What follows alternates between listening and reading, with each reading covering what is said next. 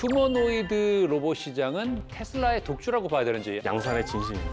그 10,000달러, 20,000달러들이 나오고 있는데 이제 예. 더 많이 나올 겁니다. 뭐 몇천 대는 만들 수 있는 수준이 됐다 이런 얘기도 로보택시 이벤트 할 때 갑자기 중간에 손이 하나 딱 튀어나왔거든요. 아, 그러니까 저희가 들은 첩보에 하면 일론 머스크가 손에 광적으로 집착하고 있다고 물리공간에서의 패권을 잡을 수 있다라고 예. 생각하고 있는 것 같습니다. AI 피라미드 제일 꼭대기에 선 엔비디아가 코스모스를 발표하면서 우리 쪽에 줄 서서 우리랑 같이 합시다 이런 신호를 던진 건가요? 맞습니다. 앞으로 미래에 나올 로봇의 핵심이 데이터예요. 이것들을 어떤 방식으로든 이 데이터를 빨리 모아야 챗 GPT 같은 임계점을 넘을 수가 있습니다.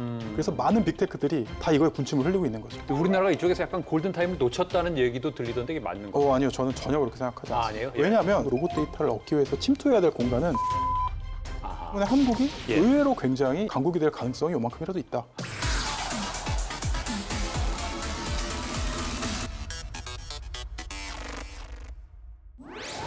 지루한 경제 이야기는 가라. 필터 없는 경제 토크, 매운맛 경제 토크 킥 신영일입니다. 나의 프로젝트 기획안을 함께 고민하고 나와 밤새 대화를 나누면서 또 내가 아파서 누워있을 때는 약도 챙겨주고 나의 삶에 없어서는 안 될 소중한 존재가 사람이 아니라 로봇이라면 여러분은 어떨 것 같습니까? 최근에 인간의 외형을 담고 인간처럼 행동하는 휴머노이드 로봇이 빅테크들의 격전지가 되고 있는데요. 오늘의 킥은 왜 휴머노이드 로봇일까 합니다. 딥테크 스타트업의 선구자 키커 류중희 대표.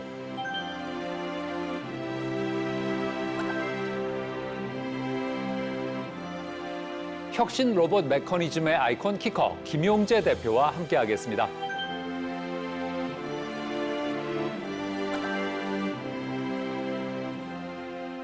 반갑습니다. 고맙습니다. 안녕하십니까? 예. 자, 한국 딥테크 스타트업에서는 이 류중희 대표의 손을 꼭 거쳐가야 한다 이런 얘기가 있던데 이게 맞는 얘기입니까? 뭐 열심히 했습니다.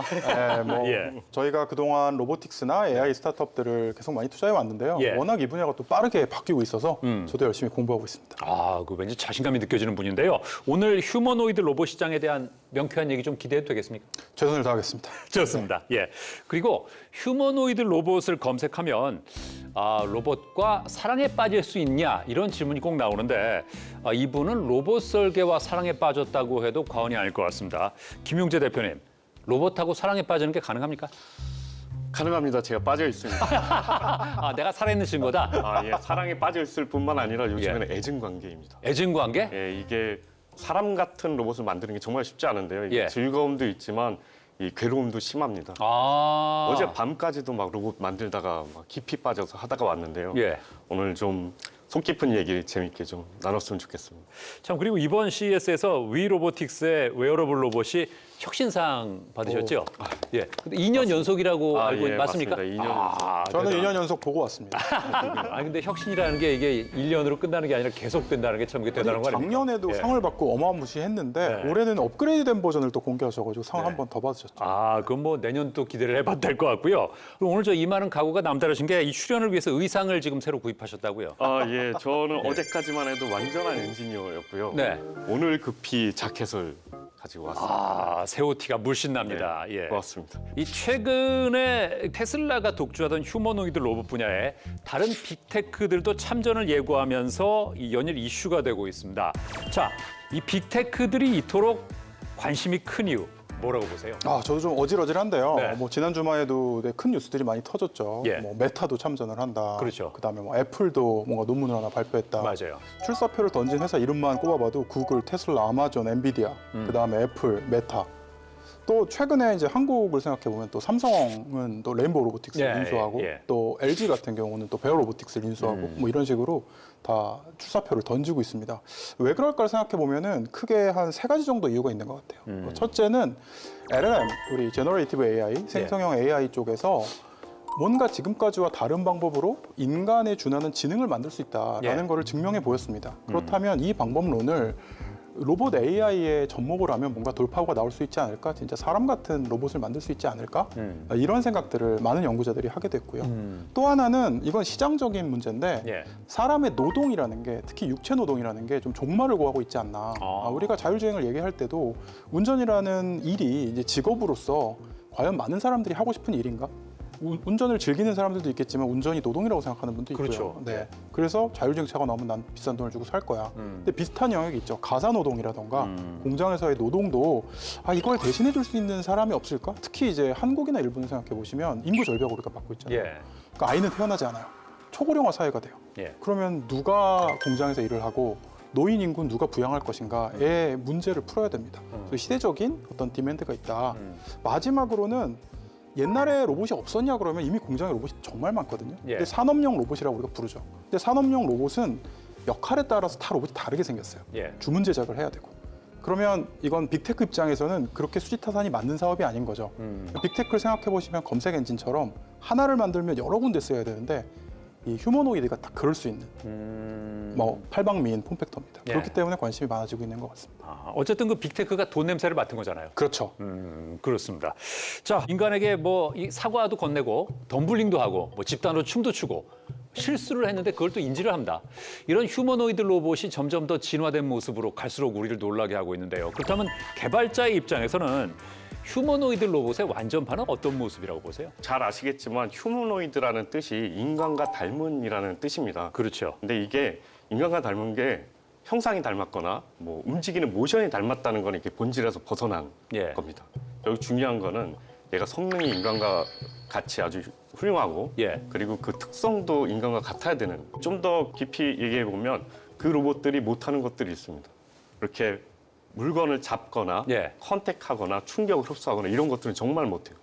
혹시 그런 로봇 중에 이렇게 팔짱 끼고 쉬는 거 본 적? 없죠. 없죠. 예. 자기가 스스로 컨택하는 것도 무서워합니다. 아. 그런데 사람은 어떻게 하냐면 예. 컨택을 무서워 안 하고 아무거나 막 잡고 예. 그러면서 부정확하지만 시각이랑 지능을 가지고 아주 섬세한 일들도 할 수가 있어요. 그렇죠. 예. 그런 면에서의 어떤 일반화된 그런 성능이 있어야 되는 거고요. 근데 그렇다면 형상은 아무렇게나 생겨도 되나? 예. 그런 것들만은 아니죠. 그렇죠. 예를 들어서 만약에 손가락이 정말 정밀하고 유연하고 잘 잡아요. 예. 근데 이 손가락이 성능 좋은데 제 팔뚝만 해요. 그러면 곤란하죠. 머그컵 하나도 잡을 수 없는 거죠. 예, 예. 이게 비슷해야 되는 게 아니라 인간 환경에서 사람의 도구를 사용해야 되기 때문에 예. 형상도 목적에 맞게 사람 같아야 되는 겁니다. 근데 좀 전에 그 류 대표님도 말씀하셨는데 참 그 여러 빅테크가 이 구글이 로봇 개발 업체에 투자했다는 소식에 이어서 메타도 휴머노이드 로봇 팀의 신설을 알렸고 또 뭐 오픈 AI, 애플도 인간형 로봇 시장에 뭐 뛰어들 것이다 이런 전망이 나오고 있는데 이 휴머노이드 로봇 시장은 뭐 아직 테슬라의 독주라고 봐야 되는지 아니면 뭐 후발 업체들은 그 격차를 얼마나 좁힐 수 있는지 뭐 이거 어떻게 보십니까? 테슬라는 정말 잘하고 있는데요. 예. 저는 격차가 그렇게 크지는 않다고 보고 있습니다. 아, 그래요? 그러니까 테슬라는 예. 로봇이 차세대 먹거리라고 분명히 생각하고 있는 것 같고 그래서 연구진들이 연구 수준으로 하는 것들을 계속 퍼블릭하게 보여주고 있어요. 테슬라 외에는 이 정도 데모를 보여주는 것이 없으니까 테슬라가 제일 잘한다라고 믿을 수밖에 없게끔 예. 그것도 일종의 전략이죠. 아. 하고 있는데 또 그런 데모를 할 수 있다는 거는 기술적으로 어느 정도는 우월성을 갖고 있기 때문이긴 합니다. 그런데 한번 생각해 봐야 될 거는 테슬라가 그러면 그 로봇을 몇십만 대를 양산하고 있냐? 예. 양산할 수 있도록 설계하고 있는 건 맞는데 아직은 그렇게 훌륭한 양산을 보여주진 못하고 있고요. 제가 최근에 이제 중국에서 그래도 전 세계에서 그 휴머노이드 폼팩터 로봇을 제일 많이 양산해 본 유니트리 예. 관계자를 만나서 얘기할 기회가 있었는데 유니트리도 지금 공장에서 사람들이 한 땀 한 땀 로봇을 조립하고 있거든요. 아. 그러니까 자동화된 양산을 하고 있는 게 아니에요. 예. 그러니까 그 얘기는 뭐냐면 소위 말하는 매스 어덥션을 위해서는 아직 휴머노이드는 갈 길이 멉니다. 그리고 어떻게 휴머노이드를 만드는 게 아까 김용재 박사님 얘기하신 것처럼 예. 그런 진짜 인간다운 휴머노이드가 만들어질 거냐의 정답이 아직 안 나왔는데 예. 정답이 나왔어선 치더라도 얘를 어떻게 양산할 거냐에 대한 답도 아직 안 나온 상황이니까 전 세계적으로 다 걸음마 단계라고 봐도 과언이 아니다. 중국 말씀해 주셨는데 요즘 이런 얘기하면 중국 얘기를 안 할 수가 없습니다. 그래서 이번 CES에서 화제가 됐던 중국 유니트리의 휴머노이드 로봇 가격이 옵티머스의 절반 가격을 제시하면서 또 화제가 됐는데 그렇다면 그 휴머노이드 로봇 $10,000짜리가 있고 $20,000짜리가 있다면 가격은 2배인데 어떤 점이 또 차이가 나는 건지 그리고 테슬라와 그 유니트리의 기술 격차를 가르는 핵심은 또 뭐라고 보세요? 그 중국의 유니트리에서 만든 G1이라는 로봇, 이거 여러 번 봤지만 지난주 금요일 날 저희 학회 전시장에서 또 만났습니다. 예, 예. 그래서 한참 이렇게 보고 그 직원들이 없을 때 이렇게 팔도 막 만져보고 이 액추에이터 뭘 썼나 성능 얼마나 좋나 이렇게 봤어요. 이거 원래는 만지면 안 되는 겁니까? 싫어하죠. 싫어하는군요. 예. 근데 잘 만듭니다. 중국이 성능도 좋고 가격도 싸고 잘 만드는데 아직 G1이 크기는 한 어린이 크기만 합니다. 얘가 무슨 일을 할 정도는 아니에요. 예. 그리고 핸드가 안 달려 있어요. 그냥 마네킹 핸드가 달려 있어요. 그 $10,000짜리는 그렇습니다. 예. 주변에서 그 G1 살려고 많이 지금 준비를 하고 있는데 예. 거기에 핸드도 달고 그리고 뭔가 이렇게 개발 프로그램도 얹고 이러면 예. 거의 뭐 1억 육박하는 그 가격이 될 거고요. 1억이요? 예, 그렇습니다. 아직은 그렇습니다. 뭔가 일을 하려면 핸드가 필요하잖아요. 예.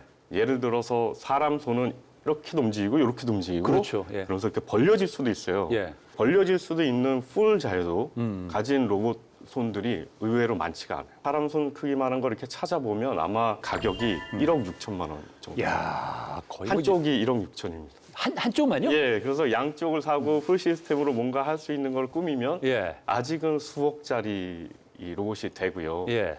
근데 그렇다고 가격이 안 낮아질 거냐? 예. 그렇지는 않다고 봅니다. 저는 그 $10,000, $20,000들이 나오고 있는데 이제 예. 더 많이 나올 겁니다. 어. 근데 이 가격 차이는 하드웨어적인 것도 있고 예. 하드웨어가 얼마나 퍼포먼스가 좋나 이런 것들도 있고 예. AI에 기반한 서비스에 대한 것들도 이제 그 가격과 가치에 영향을 줄 거예요. 예. 그래서 제가 이렇게 생각해 보면 휴머노이드 이 시장이 진짜 잘 발전해 가지고 성숙하게 되면은 자동차 시장과 스마트폰 시장의 특성을 가진 이런 시장이 될 거라고 봅니다. 그러면 쉽게 생각해 보면 이 자동차도 보급형 자동차가 있고 포르쉐, 페라리 같은 아주 성능 좋은 것도 있고요. 예. 마이바흐 같은 아주 편의성 좋은 것들도 있고 예. 그런 하드웨어적인 차이들이 날 거고 소프트웨어 같은 경우도 AI 기반으로 여기까지 너네들이 쓸 수 있어. 픽앤플레이스만 할 수 있어. 정밀한 것도 할 수 있어. 이런 식으로 가격 차이가 많이 날 거라고 보고 있어요. 자동차보다 훨씬 더 싸질 가능성 충분히 있고요. 예. 근데 이렇게 싸지려면 자동차 산업같이 가치 있는 산업이 돼야 되잖아요. 그렇죠. 그렇다면 휴머노이드가 진짜 제 몫을 해줘야 됩니다. 쌀 뿐만 아니라 진짜 신기한 거 다 빼고 집에서 1인분의 가치를 할 수 있는 예. 그런 수준까지 가야 됩니다. 아. 그런 걸 보면 이미 한계를 넘은, 임계점을 넘은 것들이 있어요. 예. 청소 로봇 이제 다 하나씩 쓰고 있잖아요. 예, 예. 신기해서 사진 않습니다. 시골에 가도 그 서빙 로봇이 돌아다녀요. 예, 예. 신기하라고가 아니라 인건비를 줄일 수 있는 거죠. 그렇죠. 그 수준까지 가야만 이런 가격 인하의 선순환이 일어나고요. You know, this would cost something like, I don't know, $20,000, $30,000. Probably less than a car, is my prediction long term. 이번 CES에서 현재 그 AI 피라미드 제일 꼭대기에 선 엔비디아가 이 피지컬 AI라는 화두를 던지면서 아주 큰 반향을 일으켰습니다. 특히 AI 개발 플랫폼 코스모스를 발표하면서 개발자들에게 그 러브콜을 보냈는데요. Cosmos Generations prioritize the unique requirements of AV and robotics use cases, like real-world environments, lighting, and object permanence. 그 로봇 인텔리전스에 이게 어떤 의미가 있는 겁니까? 코스모스가 발표되기 얼마 전에 네. 이제 중국 연구자들 중심으로 제네시스라는 모델도 또 발표가 됐는데요. 네. 이 제네시스나 코스모스 이름도 되게 웅장하잖아요. 그러네요. 우주를 재정의하는 것 같은 이름인데 이렇게 이름을 지은 이유가 월드 모델 시뮬레이터를 만든 거예요. 그러니까 우리가 살고 있는 이 실세계 공간에서 로봇이나 어떤 기계가 동작을 하면서 얻어지는 데이터로 우리는 로봇 지능을 학습시킬 수밖에 없는데 예. 그걸 모두 다 실세계에서 실험을 하려니 너무 이 부담이 많이 되는 거죠. 시간과 돈이 너무 많이 들어가는 거예요. 네. 그래서 이거를 컴퓨터 안에서 학습시킬 수 없을까. 그 전에도 로봇 시뮬레이터들은 굉장히 많았는데 좀 더 실제 세상처럼 이런 중력의 법칙이라던가 이런 그 물리적인 법칙이 더 많이 들어가 있는 시뮬레이터를 만들어 보자. 이게 이제 코스모스나 제네시스가 추구하는 거고요. 네. 그러니까 이게 만들어지면 그냥 로봇 지능 나오는 거 아니야? 이건 아닙니다. 뭐 비유를 하자면 웹에 아무리 많은 텍스트 정보가 있다고 해도 자동으로 LLM이 만들어지지 않는 거랑 같은 거죠. 예. 그래서 오히려 이런 좋은 시뮬레이터들이 많이 나온다는 것 자체가 좋은 로봇 인텔리전스가 마치 딥시크처럼 예. 어디서든 나올 수 있는 그런 토양이 만들어지고 있다. 이렇게 예. 보시면 될 것 같고요. 결국은 이게 엔비디아가 우리 쪽에 줄 서서 우리랑 같이 합시다 이런 신호를 던진 건가요? 맞습니다. 엔비디아는 사실 쿠다라는 예. 그 소프트웨어 플랫폼으로 그 재미를 한번 봤죠. 예. 그러니까 엔비디아 프로세서가 훌륭해서 엔비디아를 못 끊는 게 아니라 엔비디아가 일종의 마약 같은 존재라고 하면 이 마약을 못 끊게 만드는 것 중에 가장 큰 부분은 쿠다거든요. 근데 비슷한 거를 로봇 쪽에도 만들겠다는 거죠. 로봇 연구자나 이런 분들이 코스모스를 안 쓰고 못 배기게 하겠다라는 예. 시도인 것 같습니다. 아, 그렇군요. 이 엔비디아 참 무섭습니다. 근데 이 휴머노이드 로봇이 만약에 가정에 보급이 된다면 이 다양한 환경에 따른 개별 모델링이 또 필요할 텐데 이게 그냥 뭐 웹에서 얻어지는 건 아닐 거고 그 데이터 확보와 훈련이 뭐 어떤 게 필요할지 또 이 대형 언어 모델 그 LLM 같은 그 모먼트가 로봇에게도 곧 등장하게 될까요? 신영일 아나운서님 너무 좋은 질문을 해주셨습니다. 아, 정말로요? 사실은 예. 이 앞으로 미래에 나올 로봇의 핵심이 데이터예요. 아하. 우리가 그 LLM, 예. 제너레이티브 AI를 쓸 때 되게 신기한 거는 아니 네. 세상 만물을 다 학습시키지 않았을 텐데 어떻게 내가 그냥 만들어낸 질문에 답을 하지? 네. 이거에 되게 사람들이 놀라잖아요. 그러니까 우리가 배우게 된 거는 어느 정도 스케일 이상의 데이터로 라지 모델을 만들면 모든 데이터를 다 안 넣더라도 예. 이 친구가 추론을 해서 예. 그 공간을 메꿔준다. 그래서 알아서 추론의 결과로 답을 할 수 있다라는 걸 우리가 알게 됐잖아요. 예. 로봇도 마찬가지입니다. 그러면 이 기본적인 임계점을 넘게 하기 위한 데이터를 어떻게 쏟아 부을 거냐만 남은 거죠. 예. 근데 이 데이터를 쏟아 붓기까지가 상당히 곤란해요. 지금 말씀하신 것처럼 LLM이 굉장히 빨리 이렇게 발전한 이유는 예. 웹이라는 우리가 텍스트 데이터 저장고가 있었기 때문에 모든 사람들이 그냥 혼잣말도 웹에다 올리잖아요. 우리도 모르는 사이에 우리의 모든 생각과 글과 문화를 웹에 업로드를 했기 때문에 예. 그걸 자연권으로 빨리 만들어진 건데 예를 들면 공장에서 일하는 직공들이 자기가 어떻게 일을 했는지를 그 데이터를 웹에 올리지는 않는단 말이에요. 이것들을 어떻게 실세계에서 캡처를 하거나 시뮬레이터 상에 구현하거나 어떤 방식으로든 이 데이터를 빨리 모아야 그 챗 GPT 같은 임계점을 넘을 수가 있습니다. 그래서 많은 빅테크들이 다 이거에 군침을 흘리고 있는 거죠. 아무도 못했기 때문에. 그래서 실제로 데이터를 얻는 방법이 예. 한 4가지 정도로 나뉠 수 있어요. 하나는 텔레오퍼레이션이라고 어떻게 보면은 이런 방법으로 데이터를 얻는다고 할 정도로 좀 바보 같은 방법인데 사람이 로봇을 조작해요. 예를 들면 사과를 깎겠다 그러면 예. 로봇을 사과 깎는 걸 사람이 조종을 하는 거죠. 어허. 그럼 어떻게든 굉장히 많이 실패하겠지만 예. 깎을 거잖아요. 예. 그러면 성공한 데이터가 남는 거죠. 이걸 기반으로 하겠다는 게 이제 텔레오퍼레이션이고요. 두 번째는 카메라나 라이다 센서. 예를 들면 우리 VR 장비 같은 걸 예. 보면 손을 인식을 하잖아요. 예. 그게 이제 그 소형 라이다나 카메라 같은 걸 써서 인식을 하는 거거든요. 이걸로 손 동작 같은 거 좀 알아낼 수 있지 않을까? 뭐 이런 시도들이 있고요. 그 다음에 유튜브 같은 데 가보면 예. 비디오 정보로 뭐 예를 들면 사람들이 움직이는 정보들이 다 있단 말이죠. 이걸 갖고 어떻게 해볼 수 없을까?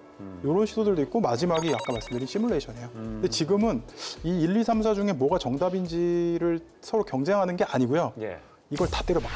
아. 이기는 편이 우리 편이에요. 그래서 그걸 다 때려 박아서 어떻게든 그 임계점을 넘으려고 다 발버둥 치고 있는 단계라고 보시면 될 것 같습니다.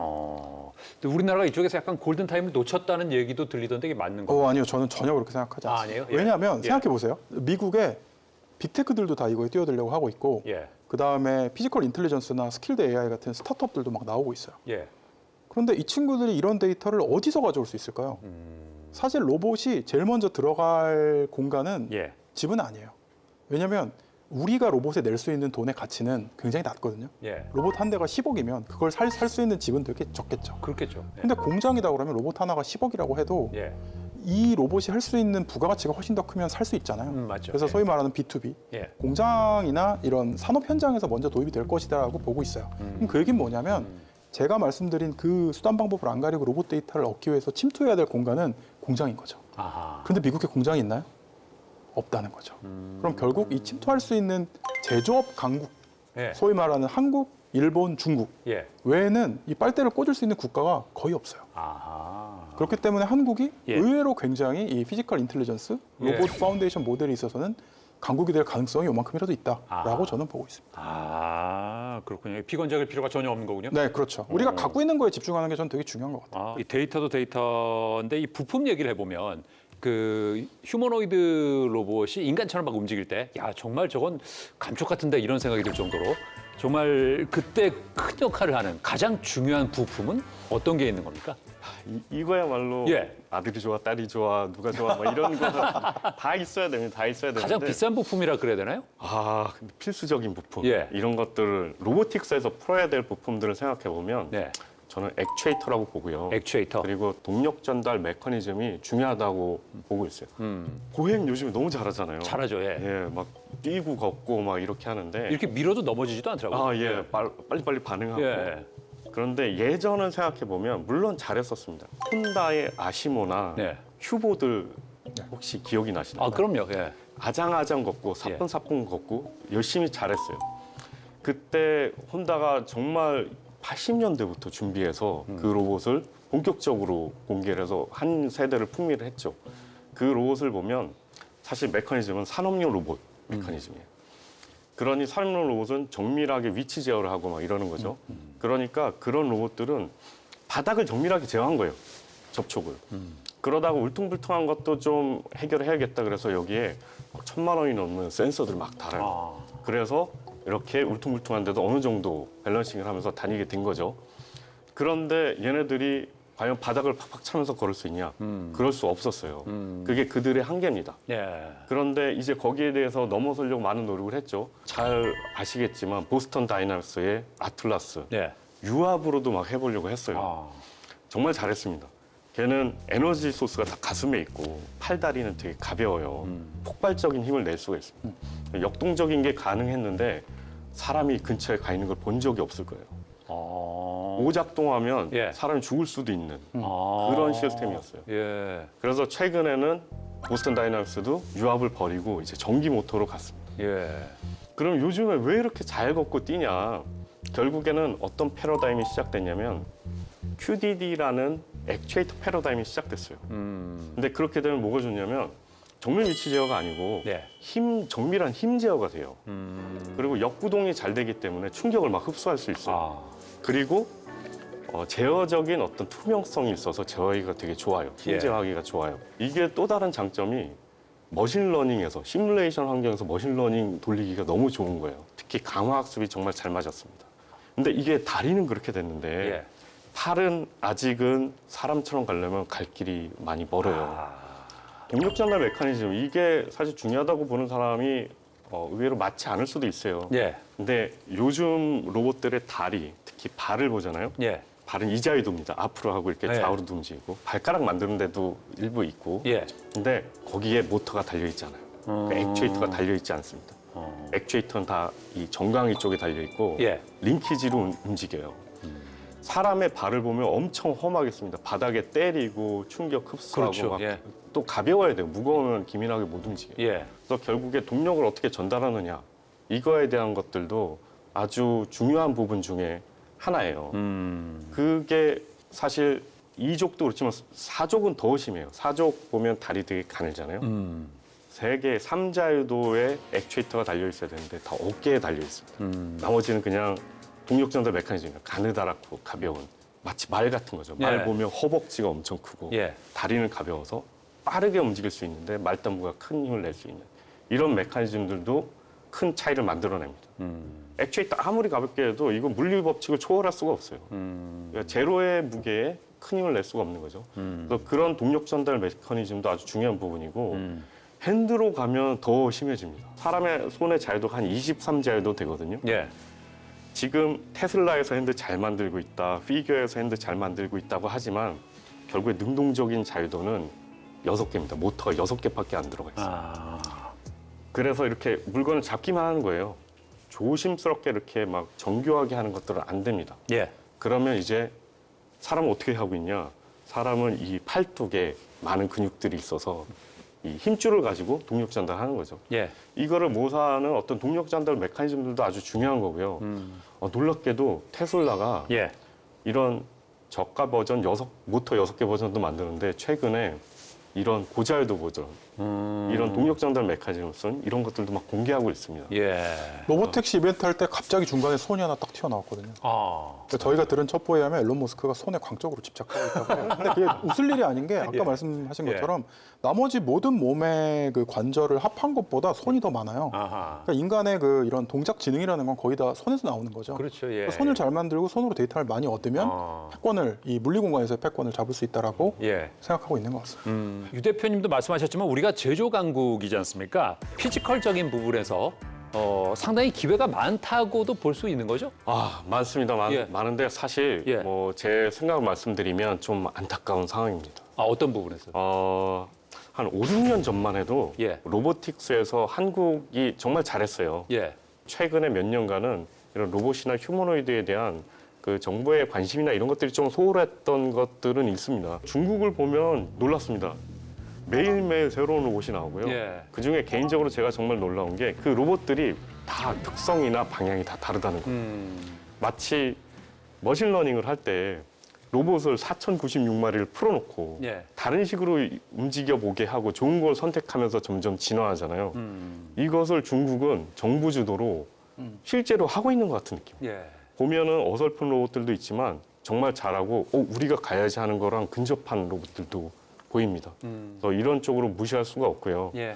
미국은 테슬라 정말 잘하죠. 양산의 진심입니다. 최근에 공개된 특허들을 봐도 양산할 놈들은 정말 양산에 맞게 구조나 이런 것들이 다 돼 있어요. 그리고 아마 자동차 양산을 해봤기 때문에 그런 이 뒷단의 테스트들 이런 것들도 쭉 일어나고 있다고 저는 보고 있고요. 뭐 몇천 대는 만들 수 있는 수준이 됐다 이런 얘기도 들려오기도 하고 예. 그래서 아주 주의 깊게 봐야 되는 상황이고요. 예. 그럼 우리에게 기회가 없냐? 저는 신락 같은 기회는 신락 같은. 예. 예, 있다고 봅니다. 이게 저희가 지금 퍼스트 무버라고 할 수는 없을 것 같아요. 예. 하지만 저희가 아주 주의 깊게 중국에서 하는 것들을 보고 그 중에 뭐가 답인가를 미리 알아서 미리 거기 가 있으면 우리에게 기회가 있습니다. 그러면 뭐 2등 전략이라는 건 아니에요. 아직 본선은 시작 안 했잖아요. 예. 본선에서 1등하면 되니까요. 2등하면 망하는 시장입니다. 예, 예. 아이고, 참, 그래요. 만만치가 않은 상황입니다. 근데 이 휴머노이드 로봇 때문에 또 새로운 시장이 창출될 텐데, 그렇다면 스타트업은 어떤 아이디어에서 출발하는 게 좋고, 또 대기업들은 어떤 신사업에 또 자금을 투자할 거로 예상을 하세요? 아까 김영재 박사님도 말씀하셨다시피 네. 아직 이렇게 끌어오르고 있지만 예. 누구도 정답지를 찾지 못한 시장이에요. 그렇기 때문에 당연히 스타트업도 기존의 대기업들도 전 기회가 굉장히 많다고 생각하고 있고요. 예. 저는 우리가 어디에 집중해야 될지 선택과 집중을 굉장히 잘해야 된다고 생각을 합니다. 아까 말씀드린 것처럼 이제 모든 AI는 데이터에서부터 시작하잖아요. 예. 근데 우리가 제조 강국이기 때문에 갖고 있는 데이터, 전 여기 집중해야 된다고 보고요. 되게 재미있는 거는 예. CS 랭킹스라는 세계적인 컨퍼런스들의 어느 대학이 어느 나라가 논문을 가장 많이 냈는가를 집계하는 웨브사이트에 의하면 예. 이 로보틱스 인텔리전스 쪽에 1등하는 학교가 예. CMU, 카네기 멜론 유니버시티고요. 아. 2등하는 학교가 UC 버클리예요. 3등하는 학교가 어딜까요? 중국인가요? 카이스트입니다. 카이스트예요? 네. 오, 자랑스럽네요. 네. 예. 그리고 실제로 논문 숫자를 집계하면 예. 이쪽 로보틱스나 로보틱스 인텔리전스 쪽에 논문을 가장 많이 내는 국가 3등 안에 한국이 들어갑니다. 그러니까 이건 연구자들이 굉장히 잘하고 있다, 열악한 상황에서도. 예. 그런데 이분들이 창업가가 되거나 대기업이 이런 연구자들을 도와주는 시스템이 안 돼 있다고 보는 게 맞는 거죠. 그래서 교수님들은 좀 더 상아탑을 벗어나서 스타트업 같은 걸 창업하시고 스타트업이나 대기업은 이런 교수님들을 더 응원하는 그리고 지원하는 문화가 만들어지면 예. 생각보다 뭐 빠른 추격자를 넘어서 우리가 선도적인 걸 보여줄 수 있는 국가가 되지 않을까 생각하고 있습니다. 아유, 예, 그랬으면 좋겠습니다. 그리고 지금 뭐 이게 눈썰미 좋으신 분들은 보셨겠지만, 대표님 여기 허리에 뭐 가방 같은 걸 차고 계시는데 이게 그 웨어러블 로봇이라고요. 예, 이게 웨어러블 로봇입니다. 이렇게 보시면 앞에 예. 착용을 하고요. 네네. 사람의 모션을 제한하지 않고요. 얘를 이렇게 키면은 네. 제가 걸을 때 예. 저의 의도를 잘 파악해서 거기에 맞춰서 적절한 힘을 좀 10층을 오르든 20층을 오르든 숨이 예. 안 차는 특이한 경험을 할 수가 있습니다. 그러면 노약자들이 어디 높은 데 올라갈 때도 훨씬 도움이 되겠네요. 예, 맞습니다. 오. 이게 이 부분이 가지고 다니는 핵심 코어이고요. 예. 근데 이게 휴머노이드 기술과 일맥상통하는 게 있습니다. 예. 이거는 사람의 의도를 읽고 예. 사람과 인터랙션하고 그리고 사람이 필요할 때 이제 각도가 아니라 힘을 주고 이러는 것들이 다 일맥상통하는 그런 기술이고요. 지금까지 그걸 끼고 앉아 계셨는데 불편하지 않으셨으니까. 맞습니다. 어. 이게 정말 중요한 게 네. 아마 바지를 사도 네.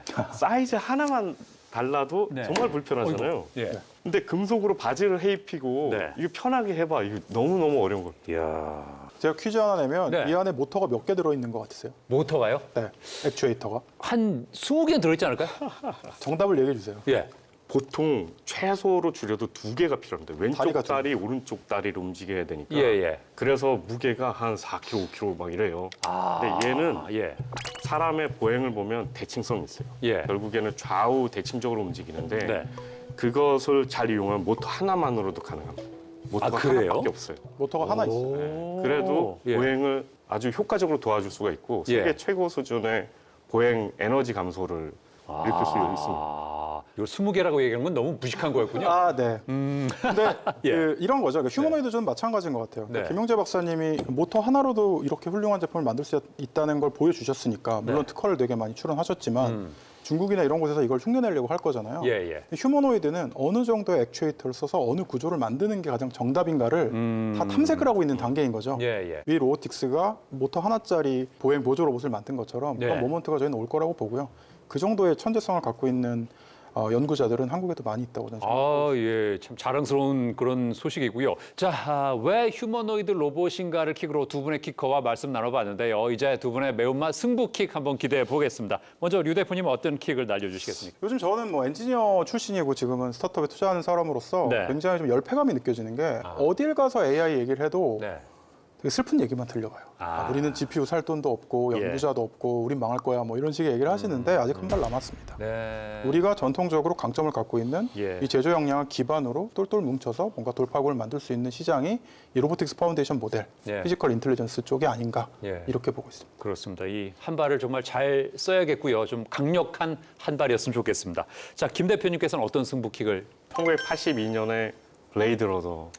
아, 두 분 다 영화에서 예. 네. 거기에는 진짜 사람 같은 안드로이드가 나옵니다. 예, 예. 레플리컨트라는 게 나오고 이게 이런 존재가 사람인지 사람처럼 대해야 되는지 막 이런 거에 대한 철학적인 질문들이 많이 나와요. 거기에 타이렐사의 대표인 타이렐 박사가 예. 그 얘기를 합니다. 우리의 모토는 more human than human. 이런 얘기예요. 인간보다 더 인간 같은 예. 그런 얘기입니다. 좀 더 깊이 생각해 보면 휴머노이드들이 진짜 우리랑 어떻게 공유하면서 살 수 있지? 이런 것들에 대한 고민도 곧 시작될 거라고 봅니다. 아, 좋습니다. 자, 왜 휴머노이드 로봇인가? 아, 오늘 뭐 분위기가 영화에서 다 골라주셨으니까 저도 영화에서 하나 골라보겠습니다. 아이 로봇입니다. 2035년에 시카고를 배경으로 한 이 공상과학 영화 제목인데요. 영화의 한 장면에서 로봇이 감사합니다. 방금 절 누구라고 표현하신 거예요? 라는 대사가 참 인상적이었습니다. 이게 무슨 얘기냐면 그러니까 자기를 인간 대하듯이 대해줘서 고맙다 이런 얘기인데 이제 곧 머지않은 미래에 로봇과 함께 이런 대화를 나누게 되지 않을까 하는 생각이 들고요. 우리나라도 지금부터는 왜라는 질문보다는 어떻게 해낼까라는 질문에 집중하면서 미래를 바꿔나가는 선두 자리를 노려봐야겠습니다. 지루한 경제 이야기는 가라. 필터 없는 경제 토크, 매운맛 경제 토크 킥. 고맙습니다.